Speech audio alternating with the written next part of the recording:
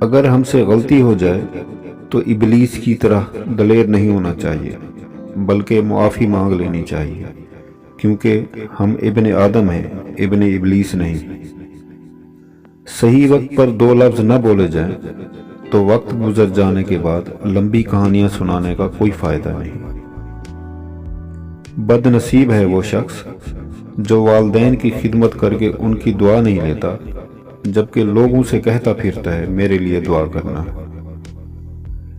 ایسی خوشی سے بچو جو دوسروں کو دکھ دینے سے حاصل ہوتی ہو۔ مشکل وقت میں کسی بزدل آدمی سے مشورہ مت کرنا، کیونکہ وہ آپ کی بچی ہوئی ہمت بھی ختم کر دے گا۔ گھڑی کی ٹک ٹک کو معمولی نہ سمجھیں، یہ زندگی کے درخت پر کلہاڑی کے وار ہیں۔ بے حسی کہہ لیں یا ناقدری، مگر انسان نے ہمیشہ اپنے خیر خواہ کو اس کے چلے جانے کے بعد ہی پہچانا ہے۔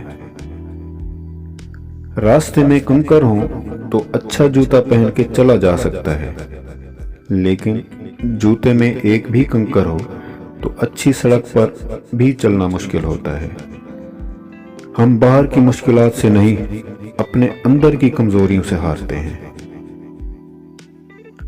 کامیابی کی پہلی سیڑھی کوشش ہے، کوشش سے غلطی، غلطی سے سبق، سبق سے تجربہ اور تجربے سے کامیابی حاصل ہوتی ہے۔ کسی کو ذلیل کرنے سے پہلے خود ذلیل ہونے کے لیے تیار رہیں، کیونکہ اللہ کا ترازو صرف انصاف تولتا ہے۔ عقل چھوٹی ہو جائے تو زبان لمبی ہو جاتی ہے۔ لوگ سمجھتے ہیں کہ بت صرف پتھر کی مورتی کا نام ہے۔ ہر وہ چیز جو آپ کے دل میں اللہ سے زیادہ اہمیت اختیار کر جائے، وہی آپ کا بت ہے۔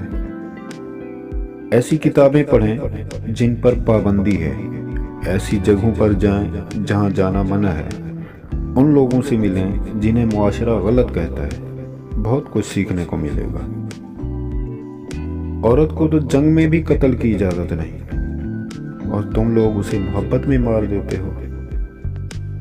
عاجزی یہ ہے کہ انسان دوسروں کے اندر اگر ایک برائی دیکھے تو اسے اپنی 10 یاد آ جائیں۔